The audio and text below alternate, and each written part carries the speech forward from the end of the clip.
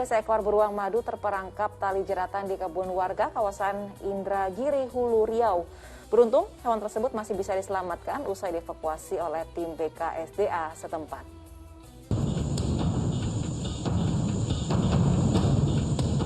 Beruang madu hitam ini nampak terus berusaha melepaskan jeratan tali pada kakinya usai ditemukan di kebun milik warga di Desa Siambul, Indragiri Hulu, Riau. Adanya laporan dari masyarakat, tim penyelamat satwa dari BKSDA Riau langsung menuju lokasi dan mengevakuasi hewan dengan nama latin Helartos malayanus itu. Beruang tersebut sebelumnya pernah terjerat karena kaki kiri depan itu sudah mengalami cacat. Usai diobati, hewan yang gemar mencari madu ini akhirnya dilepas liarkan ke habitatnya. BKSDA juga menghimbau warga agar tak lagi memasang perangkap karena kawasan tersebut bersebelahan dengan Taman Nasional Bukit 30 yang kerap dilintasi hewan dilindungi. Ahmad Dison melaporkan dari Pekanbaru, Riau. Alhamdulillah. Nah Pak Ustadz, yang ingin saya tanyakan, memang di Islam kan kita diajarkan untuk saling menyayangi sesama manusia. Tapi juga ternyata dalam Islam, ini juga kan kita harus menyayangi hewan begitu ya. Mungkin bisa dijelaskan lebih detail lagi Pak Ustadz soal menyayangi hewan ini dalam Islam? Ya, Rasulullah Shallallahu Alaihi Wasallam dikenal oleh masyarakat Arab, masyarakat Madinah, seorang yang tidak hanya sayang kepada sesama manusia, tapi juga amat sangat sayang kepada hewan. Dibuktikan Nabi punya kucing khusus yang itu selalu diberikan makan, selalu dijaga dan dirawat kesehatannya. Demikian juga Nabi amat sangat mencela orang-orang yang menyakiti hewan dengan berbagai keadaan. Ada seseorang yang membiarkan hewannya tidak makan dan minum. Nabi menegurnya dan mengatakan, sungguh pada setiap yang ada ruh, ada pahala di sisi Allah. Hewan ada ruhnya. Hewan itu adalah makhluk yang bernyawa.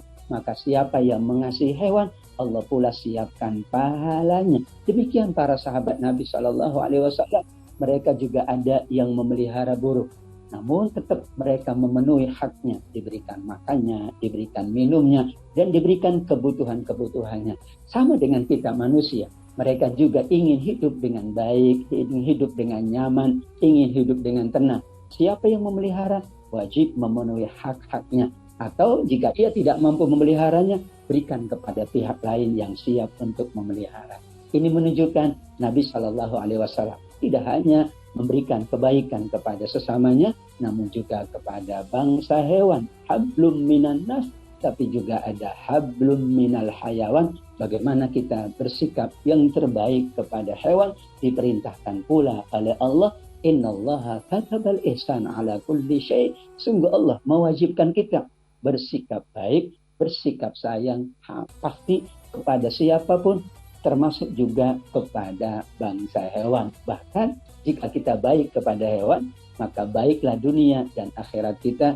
Jika sikap kita buruk kepada hewan, buruklah dunia kita, buruk pula akhirat kita. Na'udzubillahi min dzalik. Nauzubillahi min dzalik. Nah Pak Ustadz, tadi kan Pak Ustadz bercerita sedikit mengenai Nabi Muhammad ini menyayangi kucing begitu ya. Apakah ada inspiratif lain yang pernah terjadi di zaman Nabi Pak Ustadz? Ya, tentang unta.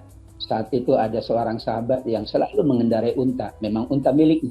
Namun ia biarkan unta itu di tempat yang panas. Bahkan ia biarkan unta itu menjalankan perjalanan tanpa diberikan makan dan minum.